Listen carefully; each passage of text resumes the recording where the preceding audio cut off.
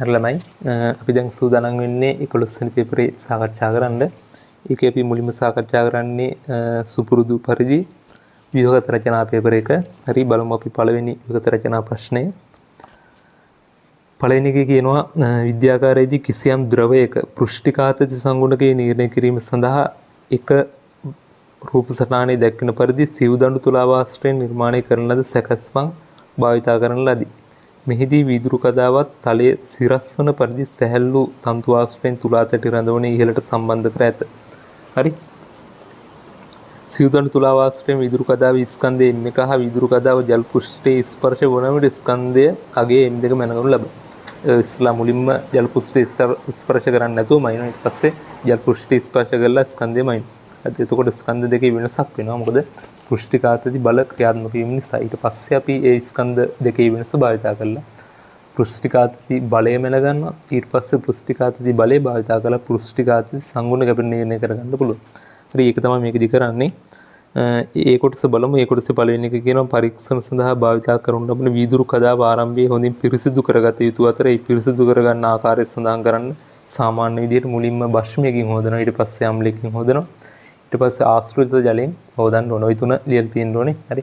ඊට පස්සේ සාමාන්‍යයෙන් වියලි වාතයෙන් වේලා ගැනීම සිදු කරනවා. වියලි වාතය කියලා කියන්නේ සාමාන්‍යයෙන් බාහිර පරිසරයට නිරාවරණය වෙන්න තියලා තියෙනවා. හරි. එතකොට අර තුන ලියලා තිබ්බනම් ප්‍රමාණවත් ලකුණු හම්බ වෙනවා. හරි. ඊට පස්සේ දෙවෙනි එක කියනවා මෙහිදී M1 හා M2 ස්කන්ධ මැනීමට ප්‍රථම සිදු කළ යුතු මූලික පියවර කුමක්ද? M1 සහ M2 ස්කන්ධ මයින්ඩ් ප්‍රථමයෙන් අපි දන්නවා මේ සිව්දඬු තුලාව අපි ගානට ලෙවල් කරගන්න ඕනේ. ඒකට අපි කරන්නේ මේකේ තියෙනවනේ මේ ස්පර්ශක. හරි. සර්පක හරි ස්පර්ශක නෙවෙයි සර්පක තියෙනවනේ. ඒවා බිඳුව සීමාවට අරගෙන යන්න ඕනේ. ඊට පස්සේ මේකේ අර දර්ශකයේ තියෙනවනේ දර්ශක තුඩ හරියට බිඳුවට රේඛීයව තියෙන්න ඕනේ. හරි. එහෙම තියලා තමයි මේක මේ ලෙවල් කරගන්න ඕනේ. හරි. ඒක එතකොට ලියලා තියෙන්න ඕනේ. හරි. සර්පක බිඳු සලකුණ ආසන්නයේ තියෙන්න ඕනේ. ඒ වගේම දර්ශකයේ බිඳුව සලකුණ කෙලින් තියෙන්න ඕනේ. හරි. ඊට පස්සේ තුන්වෙනි එකට යනවා. තුන්වෙනි එක කියනවා මේකේ රූප සටහනක් දීලා තියෙනවා M1 සහ M2 ස්කන්ධ පරීක්ෂණාත්මක ලබා ගන්න ආකාරය සඳහන් කරන්න. right. ඒකට M1 සහ M2 ස්කන්ධ පරීක්ෂණාත්මක ලබා ගන්න ආකාරය සඳහන් කරන්න. M1 කියලා කියන්නේ වීදුරු කදාව ස්කන්ධය. ඒ කියන්නේ M1 අපි පරීක්ෂණාත්මක ලබා ගන්නේ වීදුරු කදාව ජලයේ පෘෂ්ඨයෙන් ඉහළ තියෙන අවස්ථාවේදී.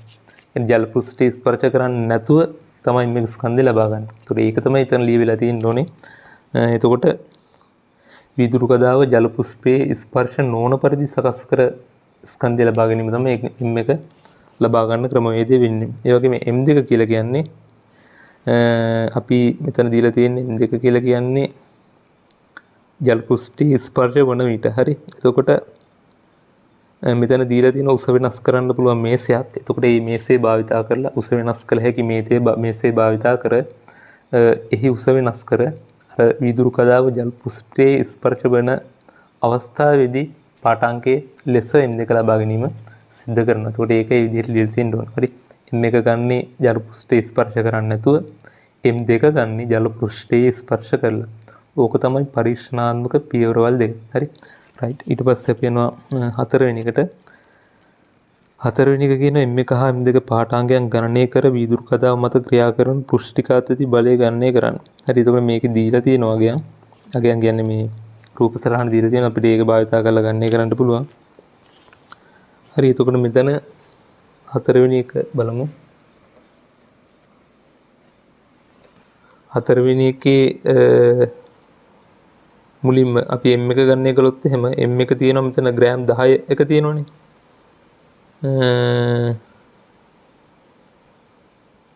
උඩම තියෙනවා මිලිග්‍රෑම් 100. හරි. එතකොට මිලිග්‍රෑම් 100 කියන එක බිඳුවේ තියෙන්නේ. හරි. මිලිග්‍රෑම් 100 වැඩි කිරීම බිඳුව. එතකොට බිඳුව. හරි. සමානයි බිඳුවයි. ඒ වගේම ඊට පස්සේ තියෙනවා මිලිග්‍රෑම් 1000. මිලිග්‍රෑම් 1000 තියෙන්නේ 1 2 3 4 වෙනි පොයින්ට් එකේ. හරි. එතකොට මිලිග්‍රෑම් 1000 වැඩි කිරීම 4යි. 10 මිලිග්‍රෑම් වැඩි කිරීම 4යි සමානයි 4000 මිලිග්‍රෑම්. ඒ වගේම තියෙනවා 10යි ග්‍රෑම් 10යි ග්‍රෑම් තියෙන 1 2 3 4 බිඳුව ඉඳලා 4. ඒ කියන්නේ 10යි ග්‍රෑම් වැඩි කිරීම 4 සමානයි. මිලිග්‍රෑම් වලින් අපි ලිව්වොත් එහෙම ග්‍රෑම් 10 10යි කියලා කියන්නේ 10 10යි. ඒතකොට 10 10 වැඩි කිරීම 4යි කියන්නේ මිලිග්‍රෑම් 4010යි. right ඊට පස්සේ තියෙනවා මෙතන 10යි මිලිග්‍රෑම් 10යි මිලිග්‍රෑම් මේවා තියෙන්නේ කොටස් 1යි 2යි 3යි 4යි 5යි 6යි 7යි 8යි. හරි 10යි මිලිග්‍රෑම් වැඩි කිරීම 8 සමානයි. එතකොට 80යි මිලිග්‍රෑම් කියලා එනවා. right ඔය අගයන් තුන අපි එකතු කරන්න ඕනේ. 80යි 4000යි 40000යි එකතු කරාම 44080යි. හරි මිලිග්‍රෑම් වලින් 44080යි මිලිග්‍රෑම් අදාළ පාඨාංකයෙන් එක. right ඔය විදිහට m එක ගණනය කරන්න පුළුවන්. ඒ විදිහටම අපිට m2ත් ගණනය කරන්න පුළුවන්. හරි මේ අගයන් අරගෙන එතකොට m එකට එනවා 44080 මිලිග්‍රෑම් m2කට එනවා ඔය විදිහට ගණනය කරන්න. හරි මම මෙතන ලියන්න යන්නේ නැහැ. ඔය විදිහට ගණනය කරාට පස්සේ m2 සඳහා එනවා 52760යි මිලිග්‍රෑම් කියලා. හරි m2 එනවා 52760යි මිලිග්‍රෑම් කියලා. right m1 සහ m2 තමයි ගණනය කරන්න කියලා තියෙන්නේ. පෘෂ්ඨිකාතති බලය F ගණනය කරන්න. හරි එතකොට F ගණනය කරන්න කියලා තියෙන්නේ F කියන්නේ mg නේ. හරි mg. එතකොට මේ දෙකේ බරය වෙනස් තමයි F කියලා කියන්නේ පෘෂ්ඨිකාතති බලය. එතකොට F සමානයි මෙතන වැඩි යගේ තියෙන m2 m2 m එක අඩු කරන්න ඕනේ. හරි එතකොට m2 අපි m2g ඍණ m1g. හරි ඕක තමයි පෘෂ්ඨිකාතති බලය වෙන්නේ. එතකොට m2 අපි මෙතනදි ගන්න ඕනේ කිලෝග්‍රෑම් වලින්. හරි g කියන්නේ ගුරුත්වය විතරනේ. මේක කිලෝග්‍රෑම් කර ගන්න ඕනේ. හරි 52760 වැඩි කිරීම මිලිග්‍රෑම් ග්‍රෑම් කරන්න 10 ඍණ 3න් වැඩි කරනවා. හරි ග්‍රෑම් ඊට පස්සේ කිලෝග්‍රෑම් කරන්න තව 10 ඍණ 3 වැඩි කරනවා. එතකොට 10 ඍණ 6යි. වැඩි කිරීම g ඍණ මේකත් එහෙමයි 44080 වැඩි කිරීම 10 ඍණ 6යි g. හරි උන්නෝක සුළු කළා වලට අගේ ලබා ගන්න පුළුවන් f. හරි එතකොට f විදිහට ඉන්නේ අගේ විදිහට 868 වැඩි කිරීම 10 ඍණ 5යි නිව්ටන් කියලා. 868 වැඩි කිරීම 10 ඍණ 5යි නිව්ටන් කියලා එයි. 868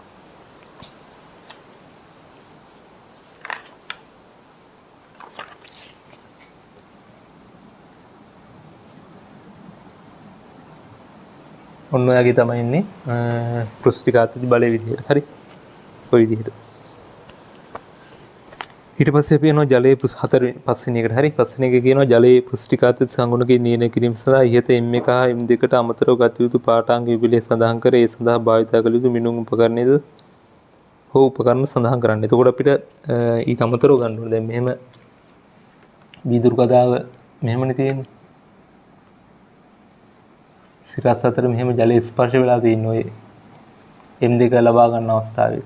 හරි එතකොට තමයි මෙන්න මේ විදිහට පෘෂ්ඨිකාතති බල ක්‍රියාත්මක වෙන්නේ. එතකොට මේක දිග අපි ලබා ගන්න ඕනේ වීදුරු කතාවේ.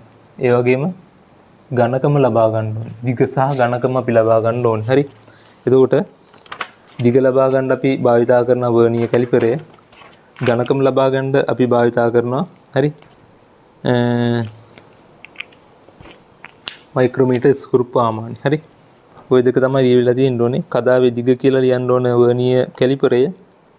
හරි කදාවේ ඝනකම මයික්‍රෝමීටර් ස්කෘප් ආමානි කියලා ලියන්න ඕන. හරි ඒ දෙක තිබ්බනම් හරි හතරවෙනි එක නේ පස්වෙනි එකට. හරි ඊපස් හයවෙනි එක කියනවා ජලයේ පෘෂ්ඨිකාතති සංගුණකයේ T ගණනය කරන්න.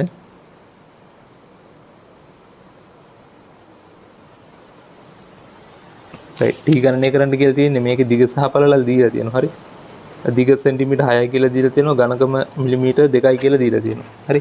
එතකොට ওই පෘෂ්ඨිකාතති බලය ක්‍රියාත්මක වෙන්නේ මෙන්න මේ පහළ පෘෂ්ඨය මත. හරි. මෙන්න මේ කදාවේ පහළ පෘෂ්ඨය මත තමයි ක්‍රියාත්මක වෙන්නේ. එතකොට මේක අපි පහළින් මෙන්න මේ විදිහට බැලුවොත් එහෙම අපිට පේන්නේ මෙන්න මේ විදිහට. හරි මේක දිග මේක ඝනකම.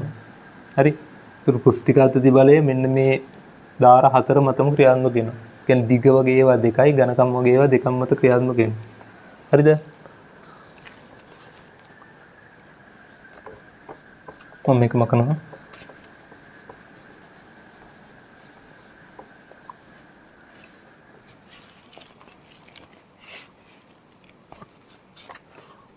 එතකොට 6 වෙනි එක අපි දන්නවා පෘෂ්ඨිකාතති බලය සමානයි පෘෂ්ඨිකාතති සංගුණකයේ වැඩි කිරීම අදාළ දිග.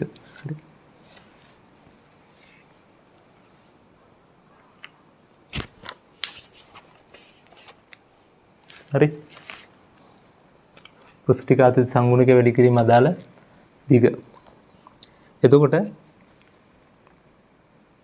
පෘෂ්ඨිකාතති බලය මෙතන දීලා තියෙනවා 868 වැඩි කිරීම 10/5 කියලා අපි කලින් ගන්න එක කරද්දී ආවා 868 වැඩි කිරීම 10/5 t තමයි අපෙන් අහන්නේ. හරිද? සමානයි t වැඩි කිරීම දිග කියලා කියන්නේ මෙන්න මේ වටේම දිග. හරි. ඒ කියන්නේ කදාවේ දිග වගේ ඒවා දෙකයි ඝනකම වගේ ඒවා දෙකයි. හරි. එතකොට මට මෙහෙම ලියව හැකි දිග ධන ඝනකම වගේ ඒවා දෙකක්. හරිද? එතකොට මෙහෙම ලියන්න පුළුවන් 868 වැඩි කිරීම 10/5 සමානයි t වැඩි කිරීම දෙවාරයක් කදාවේ දිග දීලා තියෙනවා සෙන්ටිමීටර්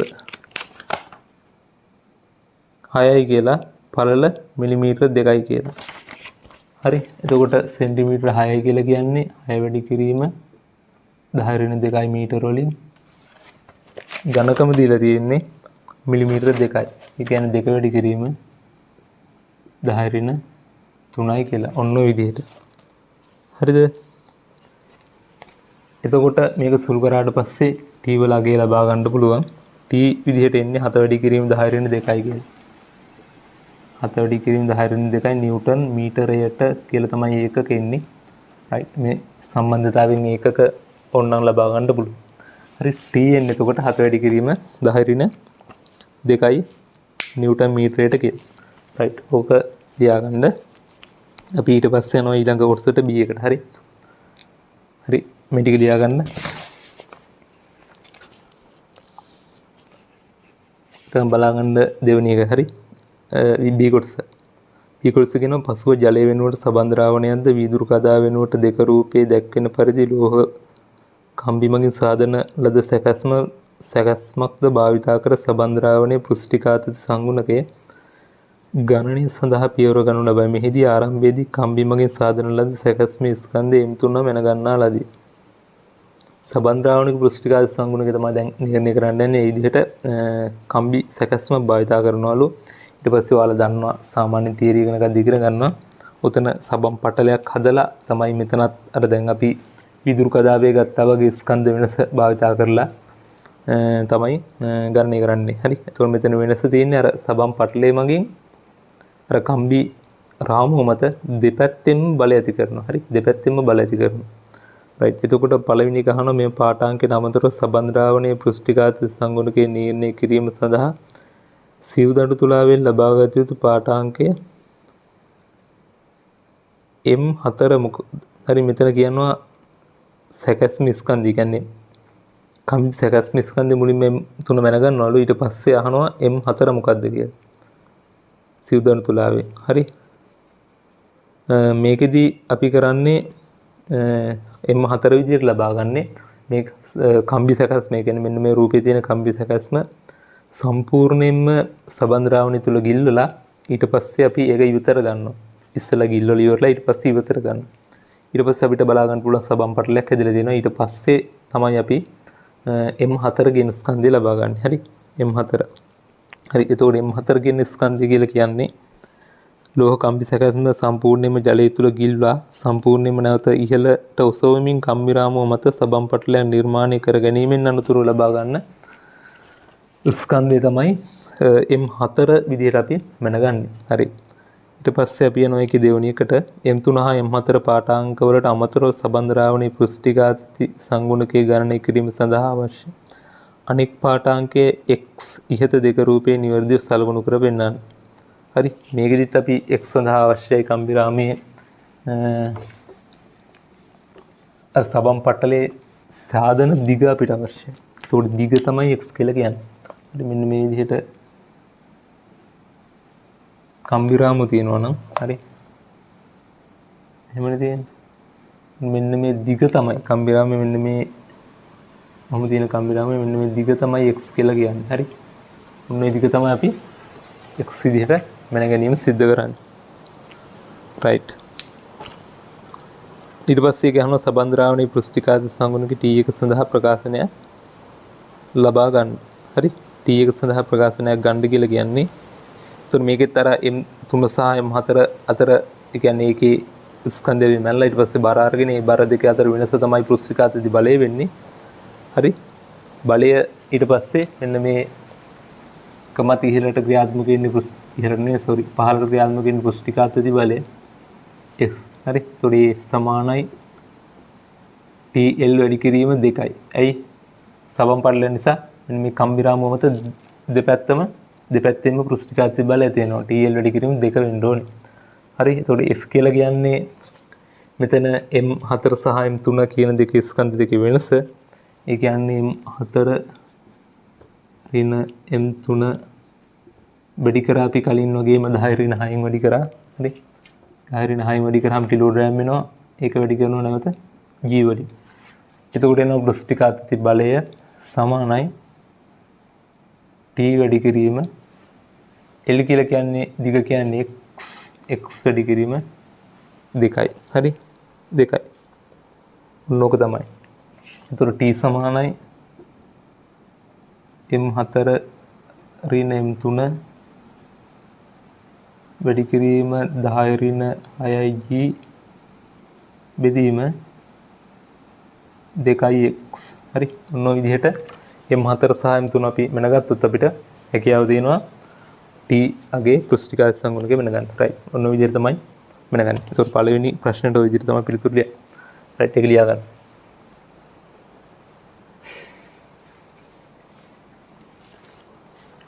ඒත් එක්කම අපි දෙවෙනි ප්‍රශ්නෙට යමු. හරි.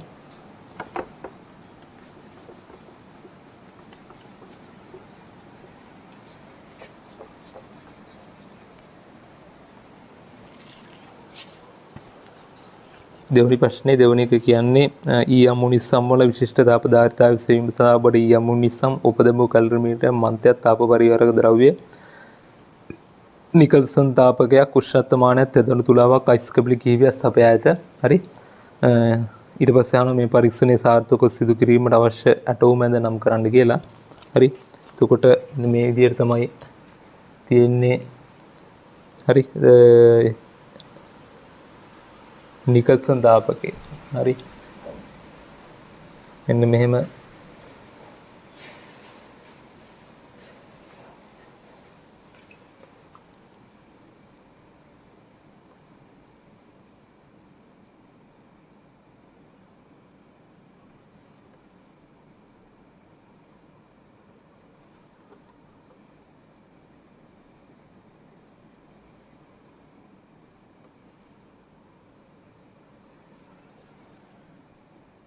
දල වශයෙන් මෙන්න මේ වගේ හැඩයක් ඇඳලා තිබ්බනම් හරියි.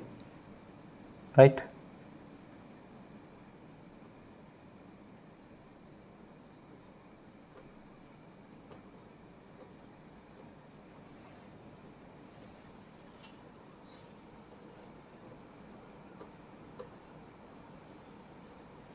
පහලින් තාපය ලබා දෙනවා.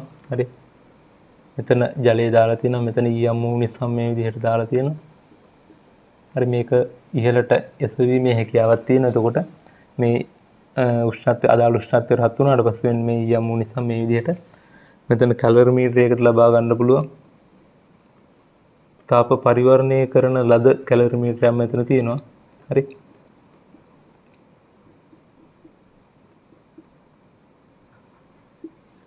ඔන්න ඔය විදිහට. හරි. ඒකේ උෂ්ණත්වය මයින්ඩ් උෂ්ණත්වමානය සහ මන්තනය කරන්න මන්තයක් දාලා තියෙනවා. මෙතනත් ඊයම් මොනිසම් වල උෂ්ණත්වය මයින්ඩ් උෂ්ණත්වමානය භාවිතා කරනවා. රයිට්. ඔන්න ඔය විදිහට. ඔය විදිහට තමයි සාමාන්‍යයෙන් දල වශයෙන් රූපය ඇඳලා තියෙන්න ඕනේ. හරි.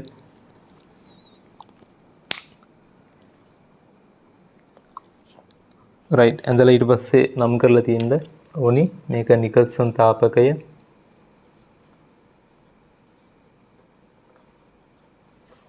රයිට්. මේ ඊයම් මොනිසම් මේක තාප පරිවාරණය කරන ලද කැලරි මීටරය. හරි. ඔය ටික නම් කරලා තිබ්බනම් ඇති. තාප පරිවාරණය කරන ලද කැලරි මීටරය. මේක මන්තේ මේක උෂ්ණත්වමානේ. හරි. මෙතන තාපකයක් තියෙනවා මේක ජලයේ තියෙන. හරි. ඔය විදිහට. රයිට්. ඊළඟට බලමු දෙවැනි එක කියනවා මේ පරීක්ෂණයේදී නිකල්සන් තාපකයක් ඊයම් මොනිසම් රත් කිරීම සඳහා විශේෂයෙන්ම භාවිතා කරන්නේ ඇයිදයි සඳහන් කරන්න. හරි.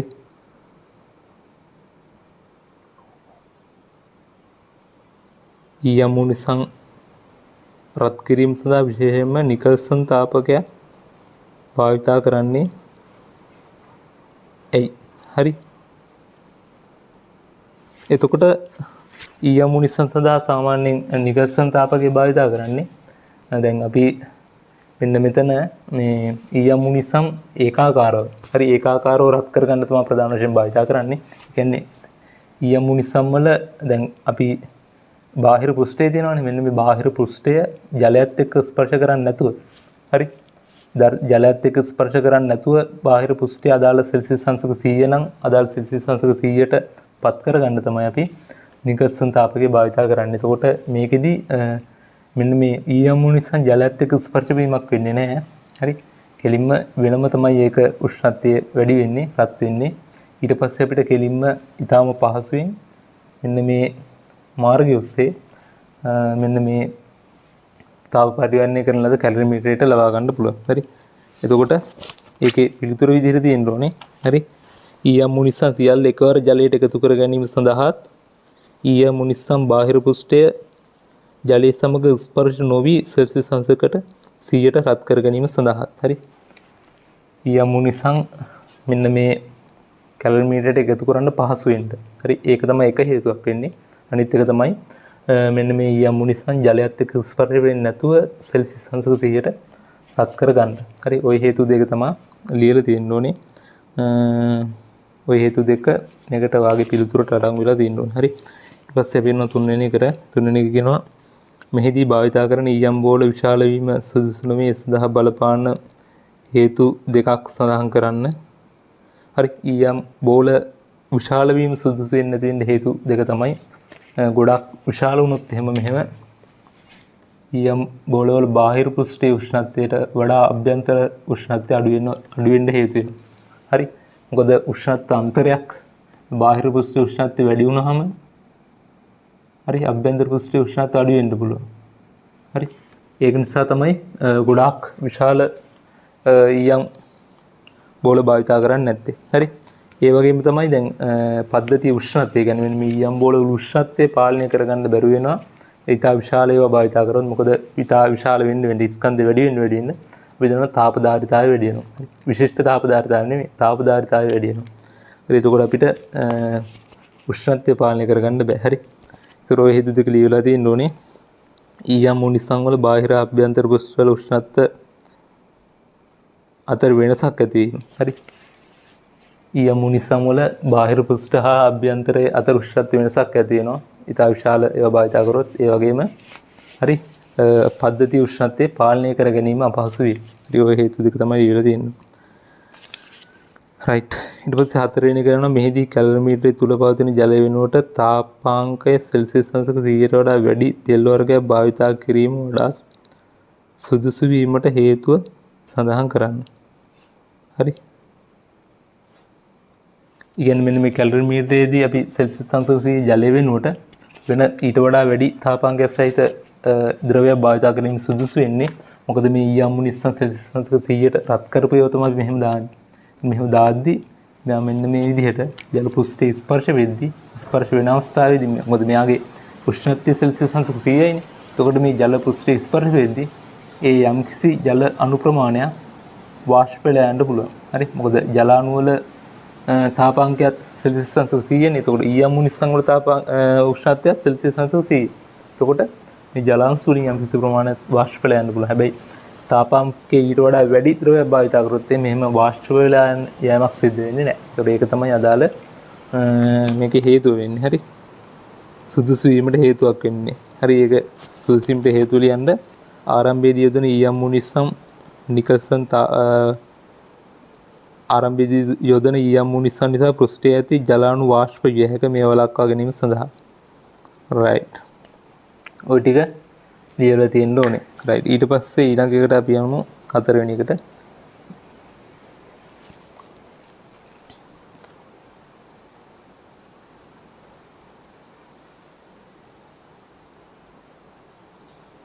හරි බලන්න හතරවෙනි එක. හතරවෙනි එක නෙමෙයි B කොටස. හරි. B කොටස කියනවා මෙම පරීක්ෂණයේදී භාවිතා කරන ඊ අම්මු නිස්සම් වල උෂ්ණත්වය සෙල්සියස් අංශක 100ද ආරම්භක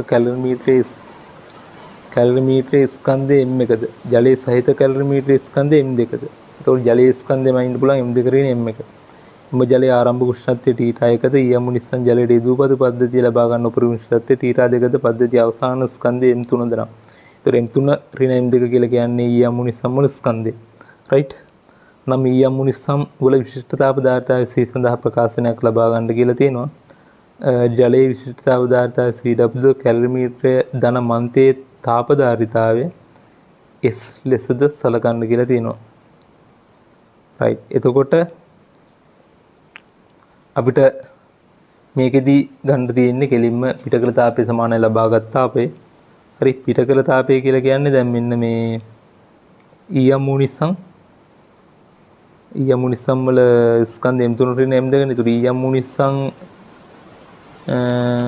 පිට කරන්නේ තාපය. හරි. තාපය ලබා ගන්නේ ජලය. මෙන්න මේ කැලරිමීටරයෙන් තමයි තාපය ලබා ගන්න. කැලරිමීටරයේ තියෙන ජලය. හරි. ඒතකොට මේ දෙක සමාන කිරීමක් තමයි තියෙන්නේ. අපි බලමු.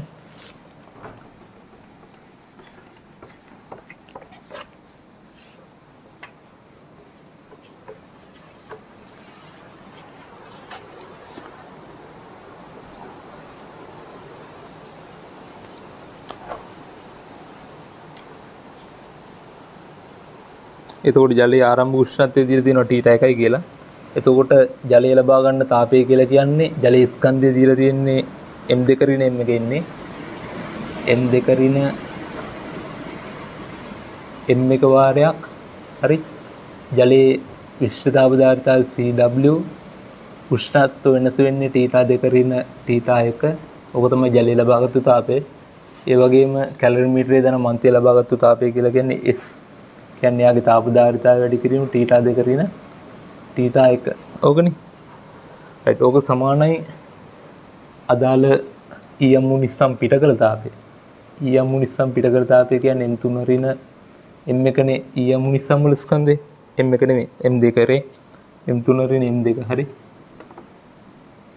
ඊ අම්මු නිස්සම් වල විශිෂ්ට තාපධාරිතාවය තමයි අහන්නේ අපෙන් C. ඒක තමයි දන්නේ නැත්තේ. එයාගේ ආරම්භක උෂ්ණත්වය Cයි අවසාන උෂ්ණත්වය θ2යි. රයිට්. ඔන්න ඔය විදිහට. රයිට්. ඕක සුළු කරලා අපිට C ගන්න පුළුවන්. C සමානයි මෙන්න මේක M2 ඍණ M1 වාරයක් CW θ2 ඍණ θ1 පොදු නිසා ධන S වතාවක් θ2 ඍණ θ1 බෙදනවා මේක සහ මේකෙන්. රයිට්. ඒ කියන්නේ M3 ඍණ M2 වතාවක් C ඍණ θ2. ඕක තමයි අදාළ ප්‍රකාශනය වෙන්නේ. එතකොට C ගන්න පුළුවන්. රයිට්. ඕක ලියා ගන්න. හරි. මේක ලියාගන්න. හරි. අපි දැන් ඊළඟට බලමු C කොටස. හරි. C කොටස බලමු. C කොටස කියනවා ඒකේ පළවෙනි කී කියනවා මෙම ක්‍රමයේදී මගින් කුසන්නායක ද්‍රව්‍යයක විශිෂ්ට තාපධාරිතාවයේ සෙවීම සුදුසු නොවන්නේ මන්ද කියලා අහනවා. හරි. කුසන්නායක කියලා කියන්නේ තාපය සන්නයනයේ නොවන ද්‍රව්‍ය. එහෙම නැත්නම් ඊටමන්ම අඩුවෙන් තාපය සන්නයනය වෙන ද්‍රව්‍ය. හරි. එතකොට ඒකේ තාප සාන්නායකතාවය අඩු නිසා ඒ ද්‍රව්‍යයෙන් අර ජලයට තාපය ලබා දෙන්න වැඩි වෙලාවක් යනවා. හරි. ද්‍රව්‍යයෙන් ජලයට, ඒ කියන්නේ කැලරිමීටරය තුල තියෙන ජලයට තාපය ලබා දෙන්න වැඩි වෙලාවක් යනවා. එතකොට අර ඒ අදාළ ද්‍රව්‍ය සහ පරිසරය අතර සිදුවන තාප හුවමාරුව වෙන්න තියෙන කාල සීමාව වැඩි. ඒ කියන්නේ තාප හුවමාරු වන ප්‍රමාණය වැඩි වෙනවා. හරි. ඒතකොට තාප හුවමාරුව වැඩි වෙන නිසා සිදුවන දෝෂය වැඩි. හරි. ඒක නිසා කුසන්නායක ද්‍රව්‍යයක විශිෂ්ට තාපධාරිතාවය සෙවීමට මේ ක්‍රමයේ සුදුසු වෙන්නේ නැහැ. හරි. එතකොට උත්තරේ තමයි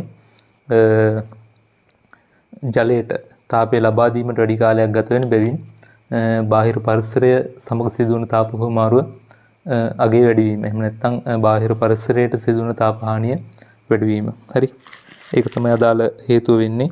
ඊට පස්සේ දෙවෙනි එක කියනවා ප්‍රායෝගික තත්ත්වයටදී මෙම පරීක්ෂණයේදී සෑම ඊයම් මූණිසමක්ම උෂ්ණත්වය සෙල්සියස් අංශක 100ට පත් කළ හැකිද යන්න භෞතික විද්‍යාත්මකව පහදන්න. හරි. ප්‍රායෝගික තත්ත්වයටදී සෑම මූණිසමක්ම 100ට පත් කරන්න බෑ. හරි. ඒකට හේතුව වෙන්නේ දැන් මෙහෙම ඊයම් මූණිසම් තියෙනකොට හරි මුලින්ම මෙන්න මේ පිටින් තියෙන බාහිර තියෙන ඊයම් මූණිසම් අදාළ උෂ්ණත්වයට ළඟා වෙනවා. හරි. ළඟා වෙන ඊට පස්සේ අභ්‍යන්තරේවා අදාළ උෂ්ණත්වයට ළඟා වෙනවා. හරි. එතකොට බාහිර තියෙන ඊයම් මූණිසම් අදාළ සෙල්සියස් අංශක 100 උෂ්ණත්වයට ළඟා වුණාට පස්සේ මෙන්න මේ අවට තියෙන තාපය මෙන්න මේ ඊයම් මූණිසම් වලට ගමන් කරන්න ඕනේ. ගමන් කරන්න නම් දැන් අවට තියෙන තාපයත් කියන්නේ අවට තියෙන පරිසරික උෂ්ණත්වය සෙල්සියස් අංශක 100යි. ඒතකොට ඊයම් මූණිසම් මේ වටේ තියෙන ඊයම් මූණිසම් ඉස්සලාම සෙල්සියස් අංශක 100 වුණාට පස්සේ මෙන්න මේ බාහිර පරිසරය සහ ඊයම් මූණිසම් අතර උෂ්ණත්ව අන්තරයක් මොකද වෙන්නේ නැති වෙනවා. හරි. උෂ්ණත්ව අන්තරයක් නැති වෙන නිසා තාපය ගලා යෑම දුර්වල වෙනවා. හරි. ගලා යෑම දුර්වල වෙනවා. ඒක නිසා මේ අභ්‍යන්තර ඊයම් මූණිසම් වලට හරියාකාරව තාපය ගලා යෑම සිද්ධ වෙන්නේ නැහැ. ඒක නිසා සියලුම ඊයම් මූණිසම් ප්‍රායෝගිකව සෙල්සියස් අංශක 100කට පත් කළ නොහැකි. හරි. පත් කිරීමේ හැකියාවක් නැහැ. ඒතකොට හේතුව වෙන්නේ මෙන්න මේ මම කියපු හේතුව. හරි. බාහිර පරිසරයේ සහ අදාළ ඊයම් මූණිසම් අතර උෂ්ණත්ව අන්තරයක් නොමැති වීම. හරි. උෂ්ණත්ව අන්තරයක් නොමැති වීම. ඊට පස්සේ තුන්වෙනි එක කියනවා මේ පරීක්ෂණය සඳහා අයිස් කැබලි භාවිතා කිරීමට හේතු පැහැදිලි කරන්න. ඔයාලා ඒක දන්නවා. අයිස් කැබලි අපි භාවිතා කරන්නේ දැන් මේකෙදී බාහිර පරිසරයට සිද්ධ වන තාප හානිය අවම කරන්න. එහෙම නැත්නම් තාප හානියෙන් සිදුවන දෝෂය නැති කරන්න. හරි. අපි ආරම්භයේදී පරීක්ෂණය කරන්නේ පරිසර උෂ්ණත්වයට වඩා සෙල්සියස් අංශක 5ක් අඩුයි. හරි. ඊට පස්සේ තමයි මෙන්න මේ දෝෂය අවම කරගන්නේ. හරි. එතකොට බාහිර පරිසරයට වඩා සෙල්සියස් අංශක 5ක් අඩු කරන්න තමයි අපි මෙතනදී අයිස් කැබලි භාවිතා කරන්නේ. හරි. පද්ධතිය ආරම්භක උෂ්ණත්වයේ කාම උෂ්ණත්වය එහෙම නැත්නම් බාහිර පරිසර උෂ්ණත්වයට වඩා සෙල්සියස් අංශක 5ක් අඩුවෙන් ආරම්භ කරන්න තමයි අයිස් කැබලි භාවිතා කරන්නේ. රයිට්. එතකොට දෙවෙනි එකට හරි අපි යනවා ඊළඟට තුන්වෙනි ප්‍රශ්නෙට. හරි. තුන්වෙනි ප්‍රශ්නේ බලමු. ප්‍රිස්ම සම්බන්ධ ප්‍රශ්නයක් තියෙන්නේ. හරි. මේක කියනවා පාසල් විද්‍යාගාරයේ පවතින ABC ශීර්ෂ කෝණ පිළිවෙලින් අංශක 60 90 30 වූ ඍජුකෝණී ප්‍රිස්ම භාවිතයෙන් වීදුරු වල වර්තනාංගයේ අවදි කෝණය යොදා ගැනීම සෙවීම සඳහා ශිෂ්‍යයෙකු උත්සාහ කරයි. හරි. මේ ප්‍රැක්ටිකල් එක අපි දන්නවා. ඒකේ ඒ කොටසේ පළවෙනි එක කියනවා මේ සඳහා ශිෂ්‍යයා AB පෘෂ්ඨයට ස්පර්ශ කල්පනිතක් තබා AC පෘෂ්ඨයෙන් BC පෘෂ්ඨයේ දෙස නිරීක්ෂණය කරයි. රයිට්. BC පෘෂ්ඨයෙන් පූර්ණ අභ්‍යන්තර පරාවර්තනයේ ලක්වන ආලෝක කිරණයක් පැමිණෙන ආකාරයේ කිරණ සටහනක් මගින් දක්වන්න කියලා තියෙනවා. හරි. අපි බලමු. මෙහෙම තියෙන්නේ ඍජු කෝණී ප්‍රිස්මයක්.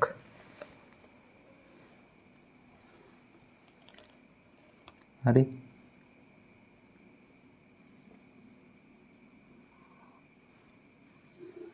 ඔන්න විදිහට තමයි තියෙන්නේ. මේ කෝණය 90යි. මේ කෝණය 60ක් සහ මේ කෝණය 30යි කියලා තියෙන්නේ. හරිද? රයිට්. ඊට පස්සේ මේක නම් කරලා තියෙනවා මේක A, මේක B සහ මේක C කියලා. හරි. ඊට පස්සේ මේ AB පෘෂ්ඨයට ස්පර්ශවලු අල්පෙනිත්තක් තියන්නේ. ඊට පස්සේ කිරණය BC පෘෂ්ඨයෙන් පූර්ණ අභ්‍යන්තර පරාවර්තනයට ලක් වෙනවලු AC පෘෂ්ඨය පැත්තේ ඉඳලා තමයි නිරීක්ෂණය කරන්නේ. හරි. ඒක අදාළ කිරණය අඳින්න කියලා තියෙනවා. කිරණය අඳින්නේ මෙන්න මේ AB පෘෂ්ඨයට ස්පර්ශව අල්පෙනිත්තක් තියෙනවා කියලා කියන්නේ මෙතන ඉඳලා තමයි අදාළ ආලෝක කිරණය මෙහෙම ගමන් කරන්නේ. හරි. ගමන් කළා මෙන්න මේ පෘෂ්ඨය මත පතිත වෙලා පූර්ණ අභ්‍යන්තර පරාවර්තනයට ලක් වෙනවා. පතන වෙන කෝණය θ කියලා ගත්තොත් θට සමාන කෝණයකින් හරි මෙන්න මේ විදිහට පරාවර්තනය වෙනවා. ඊට මෙතෙන්වත් අභිලම්බයක් අඳිනවා. ඒ අභිලම්බෙන් ඉවතට මේ විදිහට අදාළ කිරණය ගමන් කරනවා. ඊට පස්සේ මේ පැත්තේ මෙන්න මේ විදිහට අපිට S මගින් බලා ගන්න පුළුවන්. හරි. එතකොට මේ කෝණයත් අංශක θ වෙන්නේ. රයිට්. ඕක තමයි අදාළ කිරණය වෙන්නේ. කිරණය මේ විදිහට ඇඳලා තියෙන්න ඕනේ පළවෙනි කොටසට. රයිට්. ওই විදිහට ඇඳලා තියෙන්න ඕනේ. ඊට පස්සේ අපි බලමු හරි ඇඳේ නැත්නම් ඒක ඇඳ ගන්න. ඊට පස්සේ අපි බලමු දෙවැනි එක. දෙවැනි එක කියනවා A9 AC පෘෂ්ඨයෙන් අවදි කෝණයෙන් කිරණය ගමන් කරන අවස්ථාව ලබාගත හැකි දයන්න පැහැදිලි කරන්න. A9 AC පෘෂ්ඨයෙන් අවදි කෝණයෙන් කිරණය ගමන් කරන අවස්ථාව ලබාගත හැකි දයන්න පැහැදිලි කරන්න. කියන්නේ මෙන්න මේ AC පෘෂ්ඨයෙන් අවදි කෝණයෙන් කිරණය ගමන් කරන අවස්ථාව කියලා කියන්නේ මෙන්න මේ පතනය වෙන කෝණය. හරි අවදි කෝණය විය යුතුයි. හරි මෙන්න මේ මෙතන පතනය වෙන කෝණය අවදි කෝණය හෝ ඊට වඩා වැඩි වෙන්න ඕනේ. අවදි කෝණයට වඩා වැඩි වුණොත් එහෙම පූර්ණ අභ්‍යන්තර පරාවර්තනය මෙතන සිද්ධ වෙනවා. අවදි කෝණය වුණොත් එහෙම හරියට මෙන්න මේ AC පෘෂ්ඨයේ දිගේ ගමන් කරනවා. හරි. එහෙම ගන්න පුළුවන්ද කියලා අහන්නේ අපි බලමු. එතකොට දැන් මෙතන මේ අදාළ කෝණ අපි සලකලා බලුවොත් එහෙම දැන් මෙතන ඉඳලා එන කිරණය θ කෝණයකින් මෙතන පතනය වෙන්නේ. ඊට පස්සේ මෙතන θ නම් අපි දන්නවා මෙතන එන්නේ 90 ඍණ θ. රයිට්. එතකොට මෙන්න මේ සම්පූර්ණ කෝණය අපිට හොයාගන්න පුළුවන්. මෙන්න මේ ත්‍රිකෝණය සලකලා. හරි. එතකොට 90 ඍණ θ ධන අංශක 30 ධන මෙන්න මේ කෝණය මම ගන්නවා ඒ කෝණය ගමු අපි θ ඩෑෂ් කියලා. සමානයි අංශක 180යි ත්‍රිකෝණ වල අභ්‍යන්තර කෝණ වල එකතු නිසා. ඒතොර θ ඩෑෂ් අපිට ගණනය කරන්න පුළුවන්. මෙතන ඍණ θ මේ පැත්තට ගියම ධන θ වෙනවා. ධන 90 මේ පැත්තට ගියම ඍණ 90 වෙනවා. එතකොට අංශක 90 ධන θ ඍණ 30 මේ 30 මේ පැත්තට ගියම ඍණ 30 වෙනවා. එතකොට θ ඩෑෂ් සමානයි 90 අඩු කරාම 60 60 ධන θ කියලා එනවා. හරි 60 ධන θ. එතකොට මෙන්න මේ සම්පූර්ණ කෝණයගේ අංශක 60 ධන θ. හරි. එතකොට ඒකෙන් අපි මෙන්න මේ පතන කෝණයගේ අපිට ගණනය කරන්න පුළුවන්. මම මේ පතන කෝණය ගත්තොත් එහෙම මෙතන r කියලා ගන්නකො. හරි. r ගණනය කරන්න පුළුවන් r සමානයි මෙන්න මේ 60 ධන θ කියන එකෙන් මෙන්න මේ මෙතන කෝණය අංශක 90යිනේ. හරි. ඒතර මෙතන මේ අංශක 90 අඩු කරොත් මෙන්න මේ r ගේනවා. හරි. r සමානයි 60 ධන θ ඍණ අංශක 90. ඒතර r එනවා θ ඍණ 30යි කියලා. right. ඒතර බලන්න මෙන්න මේ θ කියලා මෙතන කියන්නේ අවදි කෝණය. හරි. θ කියලා කියන්නේ අවදි කෝණය. එතකොට මෙතන θට වඩා අඩු වර්ගයක් තමයි අපිට ලැබෙන්නේ. එතකොට අවදි කෝණයට වඩා අඩුයි කියලා කියන්නේ අනිවාර්යයෙන්ම ඒක පූර්ණ අභ්‍යන්තර පරාවර්තනයක් හෝ AC පෘෂ්ඨය දිගේ ගමන් කරන්නේ අනිවාර්යයෙන්ම මෙන්න මේ AC පෘෂ්ඨයෙන් ඉවතට නිර්ගත වෙනවා. හරි නිර්ගත වෙනවා.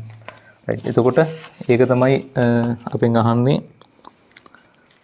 A9 AC පෘෂ්ඨයෙන් අවදි කෝණයෙන් කිරණය ගමන් කරන අවස්ථාව ලබාගත හැකි දෙන්න පැහැදිලි කරන්න බෑ. හේතුව වෙන්නේ මෙතන පතනය වෙන කෝණය. හරි. θට වඩා අඩුයි. හරි. පතන කෝණය කියන්නේ අවදි කෝණයට වඩා අඩු වර්ගයක් තමයි ලැබෙන්නේ. අඩු වර්ගය නිසා අනිවාර්යයෙන්ම කිරණය නිර්ගත වෙනවා. හරි. ඒ විදිහට ලියලා තියෙන්න ඕනේ. මේක ඇඳලා පැහැදිලි කරත් ප්‍රශ්නයක් නැහැ. එහෙම නැත්නම් ඒ අදාළ සිද්ධිය ලියලා තියෙන්න ඕනේ. හරි.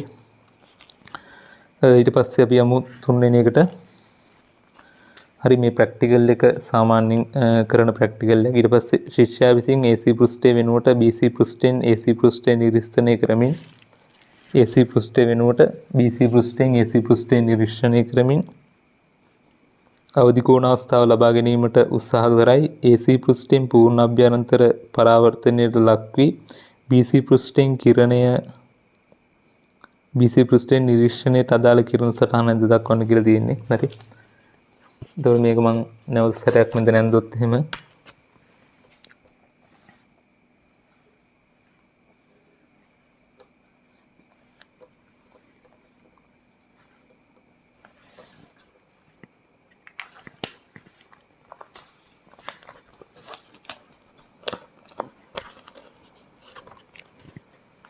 right එතන මෙතන තියෙන ඇල්පෙනෙත් මෙහෙම මෙතෙන් දෙනවා ඊට පස්සේ මෙතන පූර්ණ අභ්‍යන්තර පරාවර්තනයට ලක් වෙනවා ලක් වෙලා මෙන්න මෙහෙම තමයි යන්නේ හරි ඒකෝන මෙතෙන්ද අභිලම්භයක් ඇඳුම් මෙතනින් ඉවතර තමයි ඔහොම ගමන් කරන්නේ ඒක තමයි ඇඳලා තියෙන්න ඕනේ කිරණ රූප සටහන හරි ඒක තමයි එතන ඇඳලා තියෙන්න ඕනේ එතකොට BC පෘෂ්ඨයෙන් තමයි නිරීක්ෂණය කරන්නේ right ඊට පස්සේ අහනවා ශිෂ්‍යයා විසින් අවදි කෝණය ලබා ගැනීමට සිදු කළ යුතු නිර්මාණයේ දිහිත කිරණ සටහන ඇඳ දක්වන අපි ප්‍රැක්ටිකල් එක දිගෙන ගන්නවා නිර්මාණය කරන ආකාරය සම්බන්ධයෙන්. එතකොට මෙන්න මෙතන ඉඳලා තියෙන මෙන්න මේ දුරට සමානව හරි මෙන්න මෙතන ඉඳලා තියෙන දුර ගත්තොත් එහෙම මෙන්න මේ දුරට සමාන දුරක් මෙතන ඉඳලා සලකුණු කරලා අදාළ ලක්ෂය සලකුණු කිරීම සිද්ධ කරනවා. හරි මෙතෙන් තියෙන දුරට සමාන දුරක් තමයි ගන්න. right. ඒක තමයි අදාළ නිර්මාණය වෙන්නේ. මෙතනලා මෙතෙන්ට තියෙන දුර මෙතනලා මෙතෙන්ට සමානයි කියලා සලකුණු කරලා පෙන්වන්න ඕනේ. ඒක තමයි අදාළ නිර්මාණය වෙන්නේ. හරි. ඊට පස්සේ පස්වෙනියට යනවා මේ පරීක්ෂණයේදී ශිෂ්‍යයා මැනගත් කෝණය අංශක 84යි නම් ප්‍රිස්මේ සාදා ඇති ද්‍රව්‍ය වර්තනාංකය ගණනය කරන්න. හරි එතන මෙතනදී අපි මයින්නේ අවදි කෝණය වගේ දෙගුණයක් කෝණය. හරි. එතකොට මෙතනදී අපි මයින කෝණය කියන්නේ මෙන්න මේ කෝණය. හරි. අවදි කෝණය වගේ දෙගුණයන්නේ. එතකොට අවදි කෝණය කියලා කියන්නේ මේ ලැබෙනගෙන් හරි අර්ධයක්. එතකොට අවදි කෝණය C කියලා ගත්තොත් පස්වෙනි ගාන හදන්න යන්නේ අවදි කෝණය C සමානයි. මෙතන දීලා තියෙන කෝණය අංශක 84යිනේ. එතකොට 84 බෙදීම 2යි. සමානයි අංශක 42යි. එතකොට අවදි කෝණය වෙන්නේ අංශක 42යි. right අපෙන් අහන්නේ ද්‍රව්‍ය වර්තනාංකය අපි දන්නවා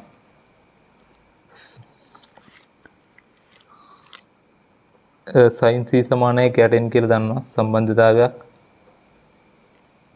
එතකොට n සමානයි කට sin c ඒ කියන්නේ කට sin 42යි. ඒක බෙදීම sin 42 කියලා කියන්නේ 0.669ක්. මේක සුළු කරාට පස්සේ අදාළ වර්තනාංක එනවා 1.49 කියලා. 1.49 කියලා එන්නේ. හරි. 1.49ත් 1.5ත් අතර ලකුණු දෙනවා. හරි. ওই විදිහට තමයි අවදි කෝණය ගණනය කරන්නේ. right. ওই ටික ලිව්වේ නැත්නම් මුලින්ම ලියාගෙන අපිට තව පොඩි කොටසක් තියෙනවා මේකේ. හරි. මුලින්ම මේ ටික ලියාගෙන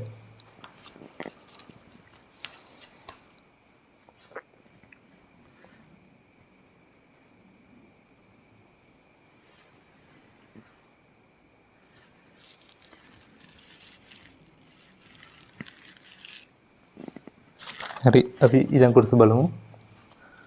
හරිද? ඊළඟ තියෙන වීදුරු කුට්ටිය සම්බන්ධ සීන් එකක්.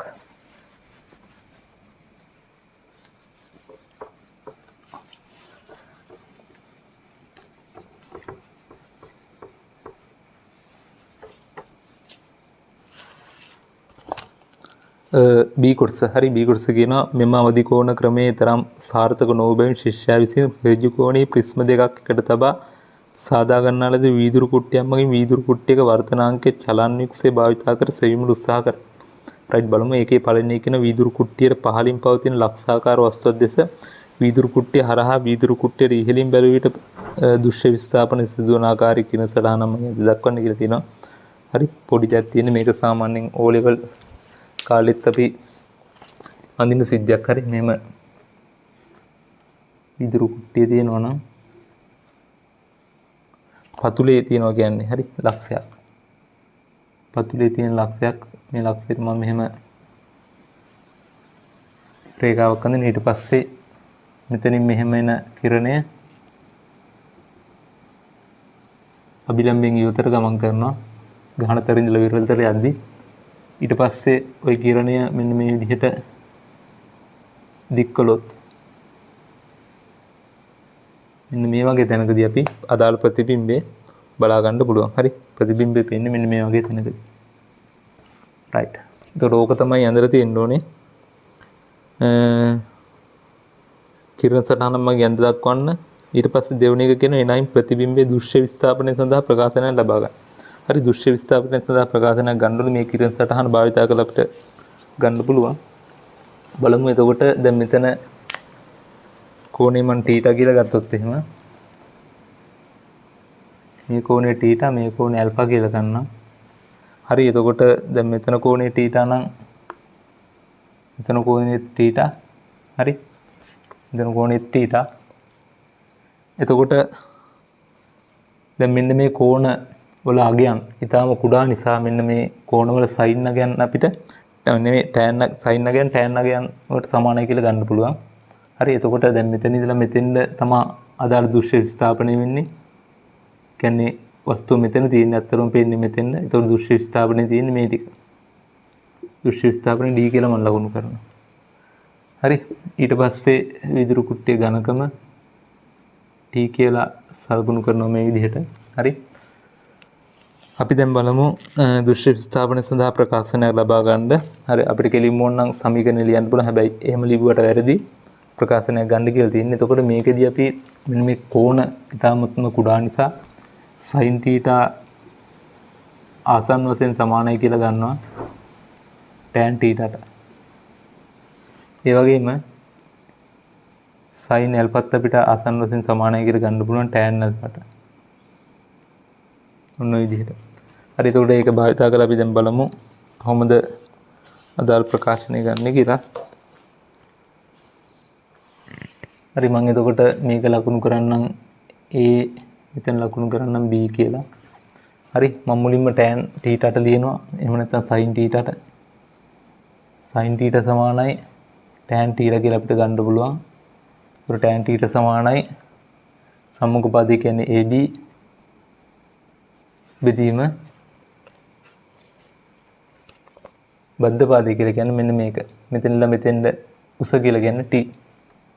කොහොම ලියන්න පුළුවන්. ඒ වගේම sin α කියන එක ගන්න පුළුවන්. සමානයි tan α කියලා. tan α සමානයි ඒත් AB බෙදීම මෙන්න මේ දුර. මේ දුර කියලා කියන්නේ මේ සම්පූර්ණ T වලින් අඩු කරනවා මෙන්න මේ D. ඒතකොට තමයි මේ දුර එන්නේ. හරි. එතන මේ දුර කියන්නේ T ඍණ D. පැහැදිලිනේ? එතකොට tan θ කියලා කියන්නේ AB බෙදීම T ඍණ D කියලා tan θ නෙවෙයි tan α ගන්න පුළුවන්. හරි. එතකොට ඊට පස්සේ අපි දැන් මෙතන මෙන්න මේ මෙතන කෝණය ඇල්ෆා නම් අපි දන්නවා මෙන්න මෙතන පතන කෝණය ඉන්නේ ඇල්ෆා. හරි. මේ ජ්‍යාමිති රණුව වලට පැහැදිලි මෙතන කෝණය ඇල්ෆා නම් මෙතන කෝණෙත් ඇල්ෆා. හරි. එතකොට දැන් මේ මෙන්න මේ B ලක්ෂයට මෙන්න මේ අවස්ථාවට මෙතන වර්තනය වෙන එකට මම ස්නෙල්ගේ වර්තන නියමය දැම්මොත් එහෙම y ගෝලීය වර්තනාංකය 1 කියලා ගන්නවා. 1යි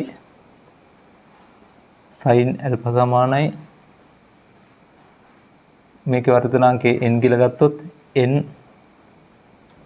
sin θ කියලා ගන්න පුළුවන්. right.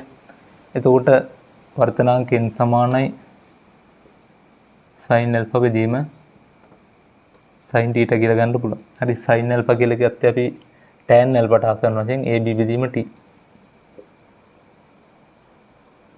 බෙදීම ගුණ කරනවා sin θ කියලා කියන්නේ මෙතන AB බෙදීම t ඍණ d. ඒ කියන්නේ AB t ඍණ d කියන එක උඩට යනවා. මෙන්න මේ විදිහට. එතකොට n සමානයි t ඍණ d බෙදීම t කියලා ගන්න පුළුවන් AB ට AB සුළු වෙලා ගිහිල්ලා. හරි. එතකොට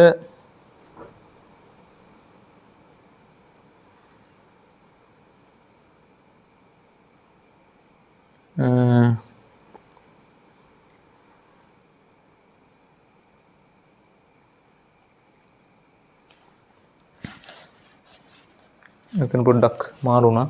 හරි. sin α කියලා කියන්නේ එතකොට මේක AB බෙදීම t. හරි. AB බෙදීම t ඍණ d වැඩි කිරීම sin θ කියලා කියන්නේ AB බෙදීම t.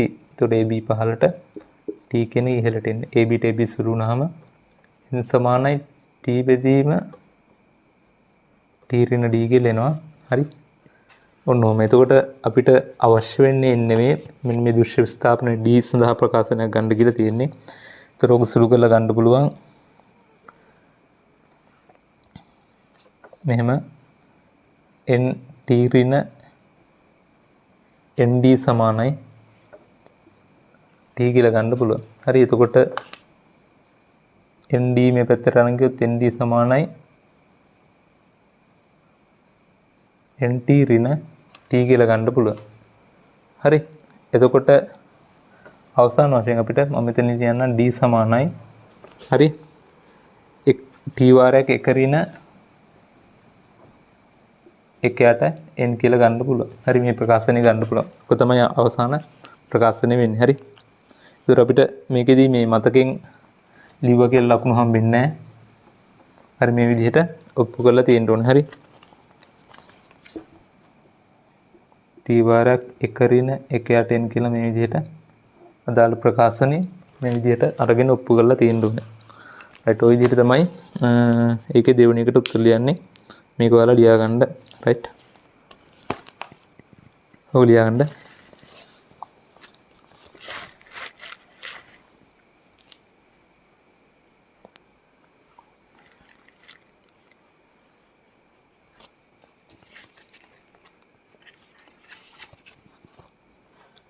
රයිට්. ඊළඟට මේකේ අගයන් කිහිපයක් දීලා තියෙනවා. ඒ අගයන් ආදේශ කරන්න තියෙන ඊළඟ ප්‍රශ්න. හරි. අගයන් ආදේශ කරාම කෙලින්ම උත්තර ලැබෙනවා. හරි. මේකදී දැන් මේ ශිෂ්‍යයා විසින් තුන්වෙනි කොටස ශිෂ්‍යයා විසින් පහත රූපයේ දක්වති ආකාරයට වීදුරු කුට්ටිය තබා ඡාන්වික්ෂේ භාවිතයෙන් අන්වික්ෂේ තුලින් පෙනෙන ප්‍රතිබිම්බයට අදාළ පාඨාංග තුනක් පහත පරිදි ලබා ගන්නාදී මේ පාඨාංග ඇතුළේ වීදුරු වල වර්තනාංකේ ගණනය කරන්න කියලා තියෙන්නේ. හරි. එතකොට වර්තනාංකය තමයි ගණනය කරන්න තියෙන්නේ. ඒතර අපි දැන් වර්තනාංකයට ප්‍රකාශනයක් ගත්තනේ කලින් අර ප්‍රකාශනයක් වර්තනාංකය ගත්ත අපි t බෙදීම t ඍණ d කියලා. හරි. මෙන්න මේ කොටසට ආදේශ කරන්න පුළුවන් අපිට. ඒතර වර්තනාංකයේ සමානයි t කියලා කියන්නේ සම්පූර්ණ කුට්ටිය උස. හරි. ඒතකොට මෙතනදී සම්පූර්ණ කුට්ටිය උස විදිහට අපිට ගන්න තියෙන්නේ. මෙතන දැන් මෙහෙම වීදුරු කුට්ටිය මුදුනේ අදාළ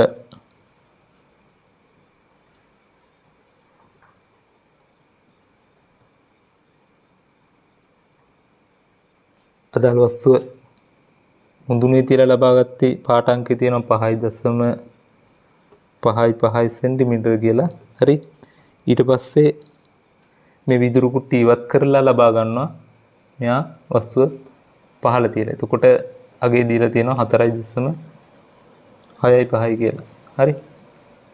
ඒතර ඔන්න ඔය දෙකේ වෙනස තමයි අපිට මෙන්න මේ විදුරු කුට්ටියේ ඝනකම විදිහට එහෙම නැත්නම් t විදිහට ලැබෙන්නේ.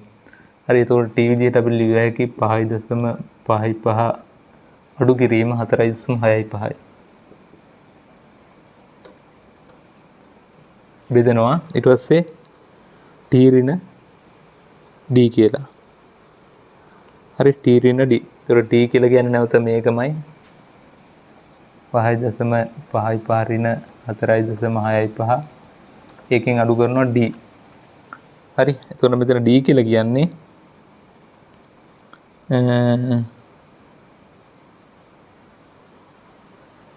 d අපිට වෙනම ගණනය කරන්න ඕනේ නැහැ. හරි. මෙහෙම ගෙලින්ම ගත්ත හැකියි. t ඍණ d කියලා කියන්නේ මෙතන. එතකොට දැන් මෙතන අදාළ වස්තුව යන වීදුරු කුට්ටිය නැතුව තියලා බලද්දි පේනවා නෙමෙයි වීදුරු කුට්ටියත් එක්ක තියලා වීදුරු කුට්ටියට ඉහළින් තියලා බලද්දි පේනවා 5.55 කියලා. හරි. ඊට පස්සේ මෙන්න මේ වස්තුව උඩ වීදුරු කුට්ටිය තියලා මෙයා d විස්ථාපනයක් වුණාට පස්සේ ඉහළින් බලද්දි පේනවා දෙවෙනි අවස්ථාවේදී දීලා තියෙනවා 5.25 කියලා. හරි. 5.25 කියලා. මෙතනදී පේනවා. එතකොට මෙතනදී පේන්නේ මෙතන ඉඳලා මෙන්න මේ දුර තමයි පේන්නේ. හරි. මේ දුර පේන්නේ. හරි ඊට පස්සේ මෙන්න මෙතනදී පේන්නේ අදාළ මෙන්න මේ ඉහළ ලක්ෂයේ තියෙද්දි දුර. එතකොට මෙතන t ඍණ d අපි ගන්න ඕනේ. t ඍණ d කියලා කියන්නේ මෙන්න මේ පාඨාංග දෙකේ වෙනස 5.55න් අඩු කරන්න ඕනේ. 5.25ක් හරි.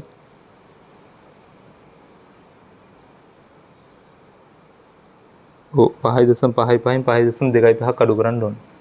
එතකොට අපිට ලැබෙනවා t ඍණ d.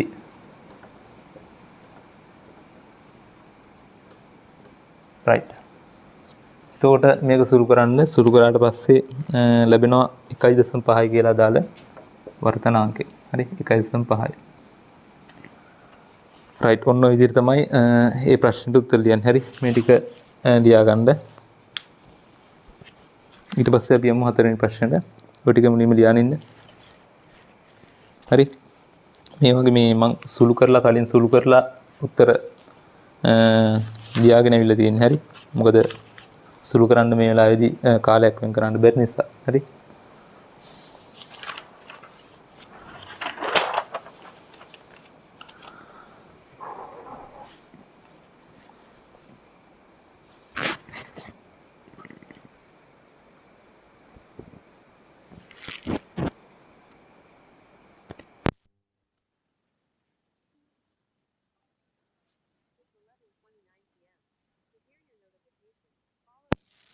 on your phone to turn on notification access. right අපි දැන් හතරවෙනි ව්‍යුහගත රචනා ප්‍රශ්නේ බලමු.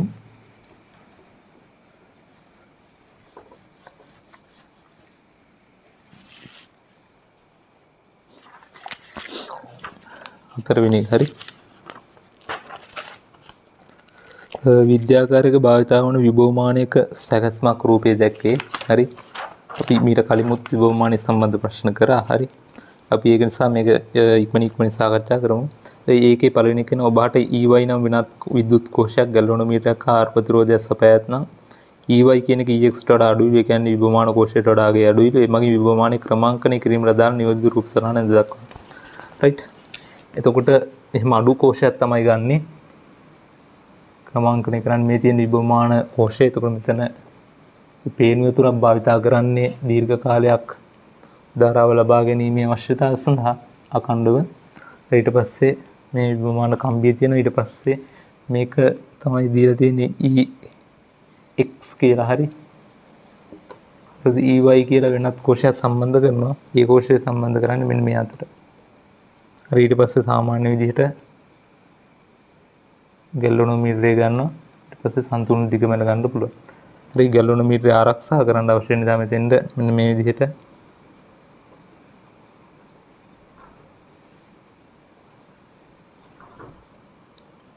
ප්‍රතිරෝධයක් භාවිතා කරනවා. මෙතන ස්විච් එකක් භාවිතා කරනවා. හරි ওই විදිහට ඇඳලා තිබ්බනම් ප්‍රමාණවත්. ඒතකොට මේක EY විදිහට සලකුණු කරලා තියෙන්න ඕනේ. right මේක A මේක B කියලා දීලා තියෙනවා. එතන මේක තමයි ඇඳලා තියෙන්න ඕනේ ක්‍රමාංකනය කිරීමට අදාළ රූප සරහන විදිහට. හරි ඊට පස්සේ දෙවෙනි එක කියනවා ඉඩ කුඩා විභවාන්තර ඉඩ කුඩා නෙමෙයි හරි ඉතා කුඩා විභවාන්තර මැනීමට අදාළව එක ඉහත එක කොටසේ පරිපතේ විකරණය කරන්නේ කෙසේද? මොඩිෆයි කරන්නේ කොහොමද? එතකොට දැන් ඉතා කුඩා විභවාන්තර මයින්ඩ් නම් හරි අපිට දැන් මේ විභවමාණයෙන් හරියාකාරව නිසියාකාරව මයින්ඩ් නම් මෙන්න මේ සම්තුලන දිග සඳහා සැලකිය යුතු වගේ ලැබෙන්න ඕනේ. හරි එතකොට අපි දැන් ඊටාම කුඩා විභවාන්තරයක් ගත්තොත් එහෙම මේකේ කිසිම වෙනසක් කරන්නේ නැතුව ඊටාම කුඩා විභවාන්තරයක් ගත්තොත් එහෙම මේ සම්තුලන දිග සඳහා ලැබෙන්නේ ඊටාමත්ම කුඩා අගයක්. හරි ඊටාමත්ම කුඩා අගයක් ලැබෙන්නේ. එතකොට අපි දිග වැඩි කරගන්න ඕනේ හරියට මයින්ඩ් නම්. හරි එතකොට දිග වැඩි කරගන්න අපි කරන්නේ මෙන්න මේ k අගය අඩු කරන්න ඕනේ. k අගය අඩු වුණොත් අපි දන්නා දිග වැඩි වෙනවා. හරි එතකොට k අගය අඩු කරනවා කියලා කියන්නේ ඒකක දිගක තියෙන විභව බැස්ම අඩු කරන්න ඕනේ. හරි ඒකක දිගක තියෙන විභව බැස්ම අඩු කරන්න නම් අපි මෙන්න මේ විභවමාන කෝෂයට ශ්‍රේණිගතව මෙන්න මේ විදිහට ප්‍රතිරෝධය සම්බන්ධ කරන්න ඕනේ. හරි ශ්‍රේණිගතව ප්‍රතිරෝධය සම්බන්ධ කිරීම. හරි එතකොට අදාළ විකරණය කරන ක්‍රමවේදය තමයි විභවමාන කම්බියට ශ්‍රේණිගතව ප්‍රතිරෝධයක්. එහෙම නැත්නම් විභවමාන කෝෂයට ශ්‍රේණිගතව ප්‍රතිරෝධය සම්බන්ධ කිරීම. හරි එහෙම ලියලා තියෙනවා. රයිට්. ඊට පස්සේ රූපේ B කොටස නනා B කොටස කියන රූපේ පරිදි විභවමානයක් ඔබට සපයා ඇත. මෙහිදී E කෝෂයේ 4 වෝල්ට් E අභ්‍යන්තර ප්‍රතිරෝධය ඕම් 1යිද AB විභවමාන කම්බි සෙන්ටිමීටර් 200කින් යුක්ත වෙන. ඒ කියන්නේ මීටර 2කින් යුක්ත වෙනවලු. ඒකේ ප්‍රතිරෝධය ඕම් 3යිලු. දැන් වෝල්ට් 4ක නම් විද්‍යුත් කෝෂයක අභ්‍යන්තර ප්‍රතිරෝධය R සෙවීමට අවශ්‍ය ඇත.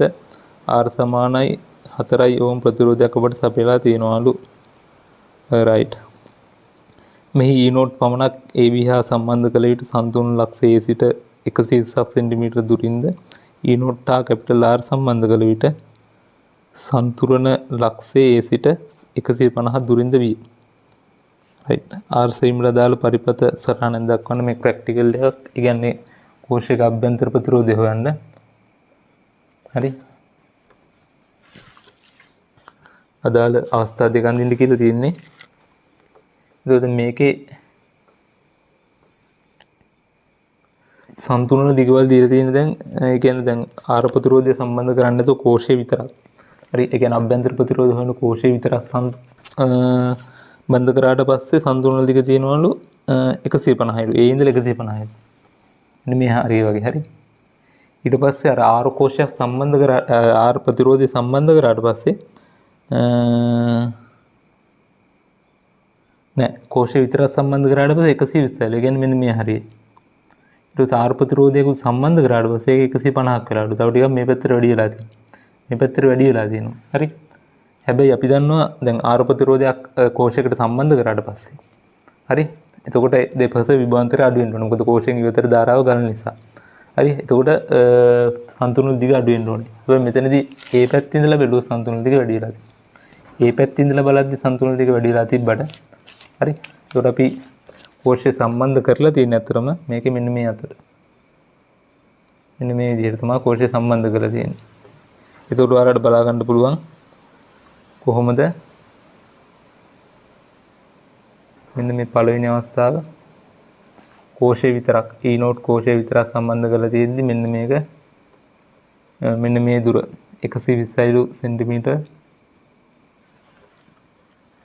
එතකොට මේ දුර 80යි සෙන්ටිමීටර්. හරි.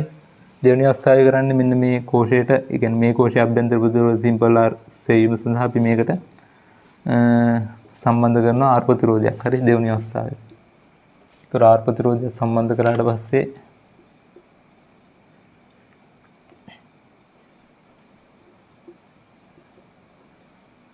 සන්තුලන දිග අඩු වෙන්න ඕනේ. හරි. මම දැන් කලින් කිව්වා වගේ අඩු වෙන්න ඕනේ. ඒකට හේතුව මෙන්න මේ කෝෂයෙන් ඉවතට ධාරාවක් ගන්න නිසා. හරි. එතකොට මෙන්න මේ විදිහට සම්බන්ධ වෙන්නේ.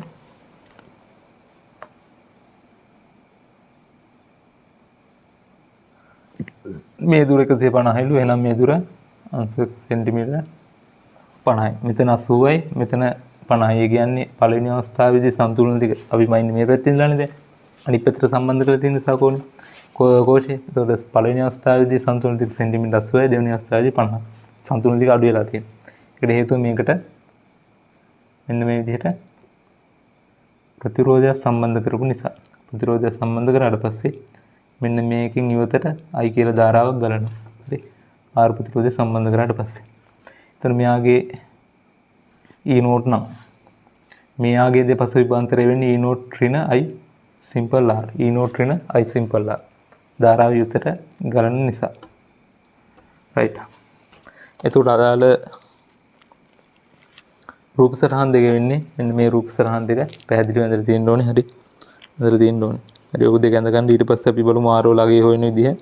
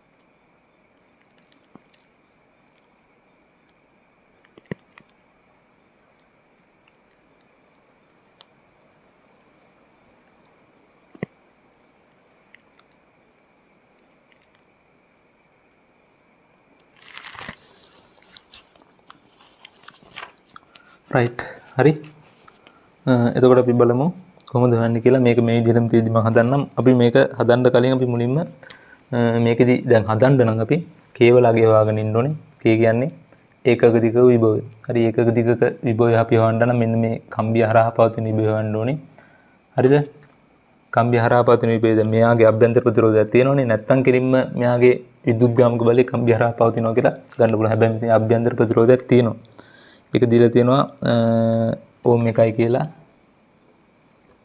මෙයා වෝල්ට් 4යි හරිද කම්බියේ ප්‍රතිරෝධය දීලා තියෙනවා ඕම් 3යි කියලා හරි ඒතකොට අපිට කෙලින්ම ඕන නම් ගන්න පුළුවන් හදන්න දෙයක්වත් නැහැ හරි මොකද මේ වෝල්ට් 4 මේ 1 ඕම් හරහා වෝල්ට් එකකුත් 3 ඕම් හරහා වෝල්ට් 3කුත් තියෙනවා හරි 3කුත් තියෙන එතකොට AB හරහා පවතින විභවාන්තරය කෙලින්ම අපිට ලියන්න පුළුවන් ඕන නම් වෝල්ට් 3යි කියලා හරි එතකොට K ගණනය කරන්න පුළුවන් K සමානයි 3 බෙදීම දිග සෙන්ටිමීටර් 200 කියන්නේ මීටර 2යිනේ දෙකෙන් බෙදපුවම 1.5 වෝල්ට් මීටරයට කොහොම කියලා ගන්න පුළුවන්. එතකොට K ගණනය කරා. හරි අපිට දැන් අවශ්‍ය වෙන්නේ අභ්‍යන්තර ප්‍රතිරෝධය සිම්පල් R ගණනය කරන්න. හරිද? ඊට පස්සේ මෙයාගේ E note දීලා නැහැ. හරි E note දීලා නැහැ. අපි E note එතකොට මෙතනදී අපිට හොයාගන්න පුළුවන්. මෙතන E note හොයාගත්ත හැකි. E note සමානයි K වාරයක්. මෙතන දිග කියන්නේ සෙන්ටිමීටර් 80යි කියන්නේ 0.8යි මීටර වලින්. E note සමානයි K කියලා කියන්නේ 1.5යි වැඩි කිරීම 0.8යි. ඕක තමයි E note කියලා කියන්නේ. right. එතකොට දැන් අපි මෙතන E note දන්නවා. මේ කෝෂයේ අභ්‍යන්තර ප්‍රතිරෝධය දන්නවා. අභ්‍යන්තර ප්‍රතිරෝධය තමයි අපි අහන්නේ. මෙයා දන්නවා ඕම් 4යි කියලා. හරි. ඊළඟ තියෙනවා. එතකොට අපිට හොයාගන්න පුළුවන්. එතකොට මෙතන විභවාන්තරය අපිට ගණනය කරන්න පුළුවන් K වැඩි කිරීම සෙන්ටිමීටර් 50. හරි K කියලා කියන්නේ 1.5 වැඩි කිරීම සෙන්ටිමීටර් 50යි කියලා කියන්නේ මීටර 9.5යි. ඔක තමයි මේ දෙපස විභවාන්තරේ සමානයි E naught ඍණ IR. හරි පැහැදිලිනේ ධාරාව කෝෂයෙන් ඉවතර ගන්න නිසා E naught ඍණ IR. E naught කියලා කියන්නේ මේක 1.5 වැඩි කිරීම 0.8යි.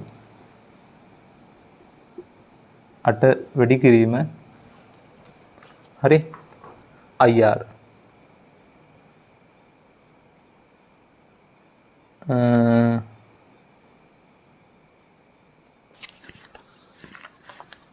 හරි මෙතනද අපිට කෙලින්ම ධාරාව දන්නේ නැහැනේ. ඒක නිසා අපි ධාරාවත් හොයාගෙන ඉන්න ඕනේ. එතකොට කොහොමද දෙපස විභාන්තරය කියන්නේ මේකම තමයි.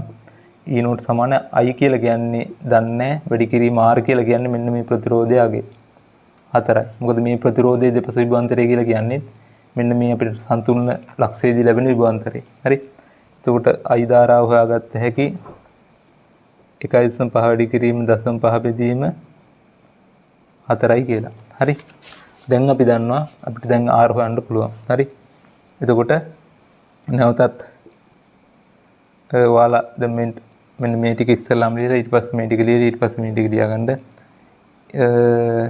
E naught හරි V කියලා කියන්නේ 1.5 වැඩි කිරීම 0.5 සමානයි E naught මෙතන ඉඩ නැති නිසා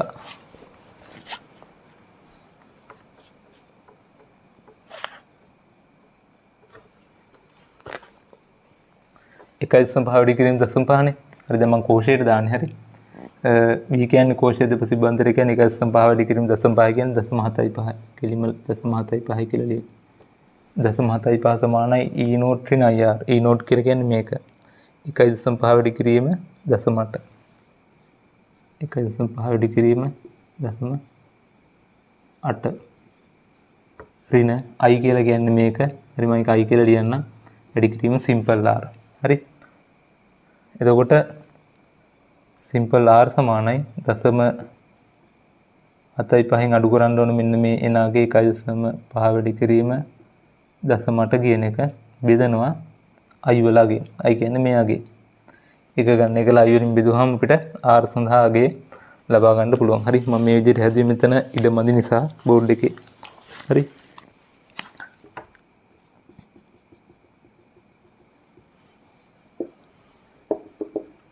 හරි එතකොට R සඳහා ගේ ගණනය කරන්න පුළුවන්. හරි ගණනය කරන ක්‍රමවේදය දැනගත්තා නම් ඇති. හරි එතකොට R සඳහා ගේ එනවා අවසානයේ 2.4 ඕම් කියලා. හරි R එනවා මෙතන ලියන්නම් 2.4 ඕම් අභ්‍යන්තර ප්‍රතිරෝධය ඕම් 2.4 කියලා එනවා. හරි ඔයාලා මේක කලින් අඳින්න ඇති. හරි මෙන්න මේ ටික ඉස්සෙල්ලාම ලියා ගන්න. දෙවෙනි පියවර විදිහට මේ ටික ලියා ගන්න. ඊට පස්සේ මේ ටික ලියා ගන්න. හරි ওই විදිහට පියවර විදිහට ලියා ගන්න.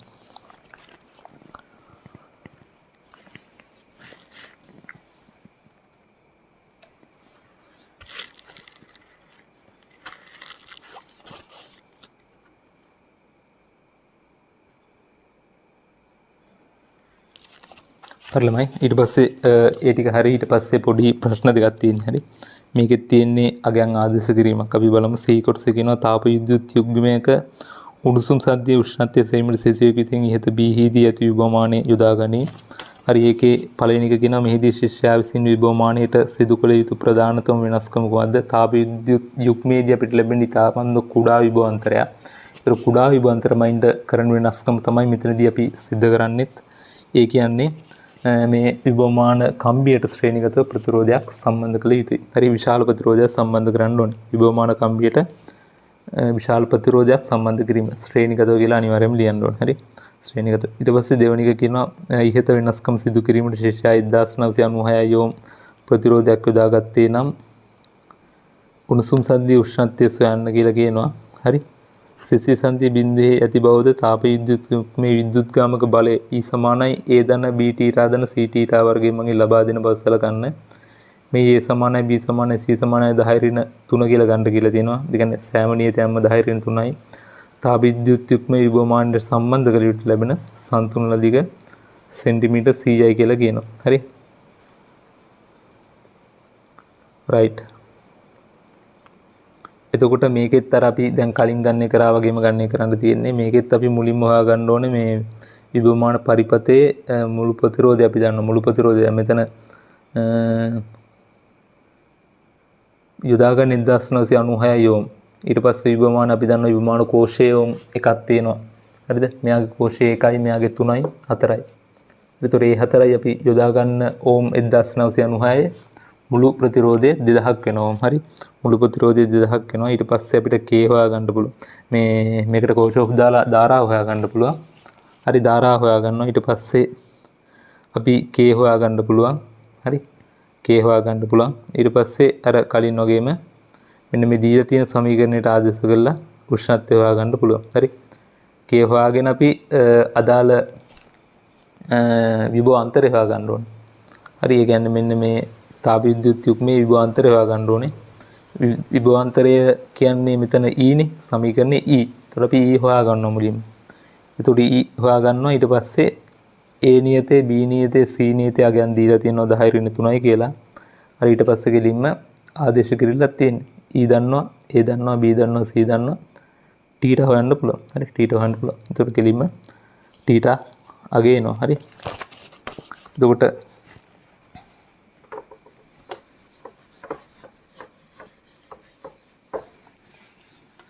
ඔයාලට අවසාන උත්තරේ ලබා ගන්න ඕන නම් මේ විදිහට ලියන්න. හරි. බලමු. ඒතර විභවමාන පරිපතේ දැන් මෙහෙම විභවමානි තියෙනවා නම් සම්පූර්ණ පරිපතේ ප්‍රතිරෝධය වෙන්නේ මෙතන ඕම් 3යි. මෙතන 1යි. හරි. ඊට පස්සේ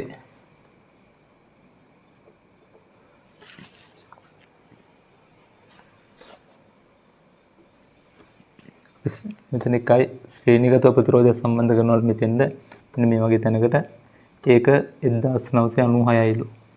ඒතර අපිට විභවමාන කම්බිය හරහා ගන්න ධාරාව හොයා ගන්න පුළුවන්. I කියලා ගත්තොත් කර්චොෆ් දාලා I සමානයි මේකේ වෝල්ට් 4යි විද්‍යුත්ගාමක බලය 4 බෙදීම ප්‍රතිරෝධය 4000යි. සමානයි 1 මිලි ඇම්පියර් කියලා එනවා දාලා ධාරාව. ඒ අනුව AB අතර AB හොයා ගන්න පුළුවන්. I කියන්නේ 1යි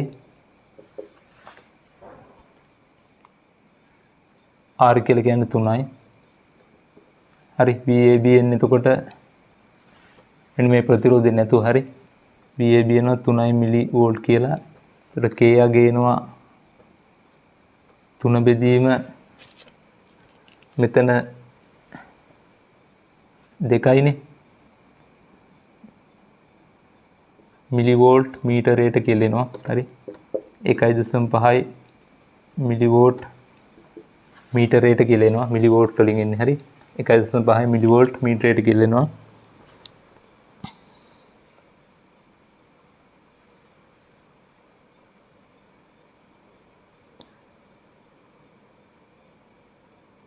හරි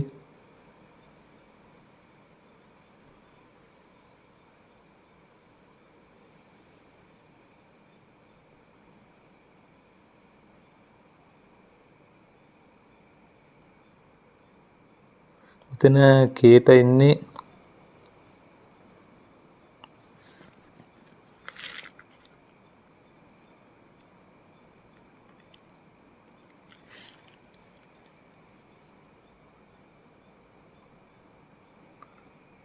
කොහේ හරි වැරදුනා පොඩි තැනක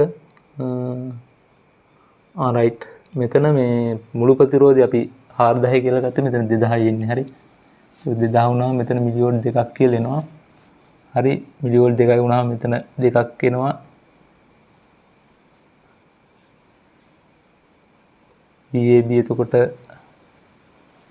6යි කියලා එනවා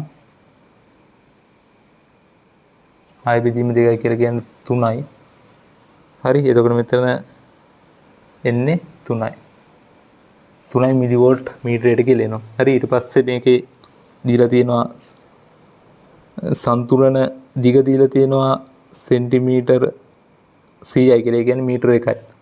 මීටර 1යිනේ. එතකොට අපි දන්නවා v සමානයි KL අනුව v සමානයි K කියන්නේ 3යි මීටර 1යි දිග සන්තුලන දිග. එතකොට වෝල්ට් 3යි. හරි. එතකොට තාප විද්‍යුත් යුග්මයේ E අගේ එන්නේ. E කියලා කියන්නේ මෙතන E. එතකොට E සමානයි වෝල්ට් 3යි කියලා එන්නේ.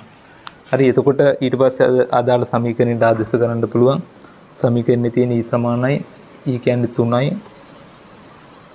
හරි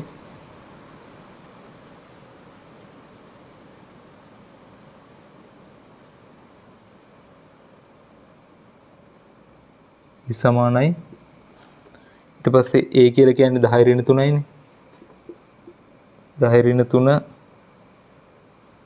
ධන b කියලා කියන්නේ b θ නේ. එතකොට b θ කියන්නේ 10 ඍණ 3යි θ ධන c θ වර්ගය. ඒ කියන්නේ 10 ඍණ 3යි θ වර්ගය කියලා. හරි. ඊට පස්සේ උතන අපිට ගන්න පුළුවන් සුළු කරලා θ ගේ ගන්න පුළුවන්. හරි. එතකොට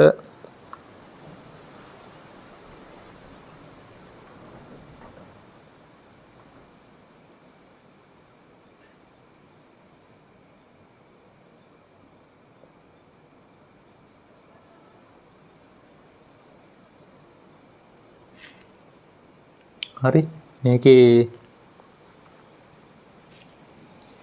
මෙතන මේ රයිට් මෙතන මේ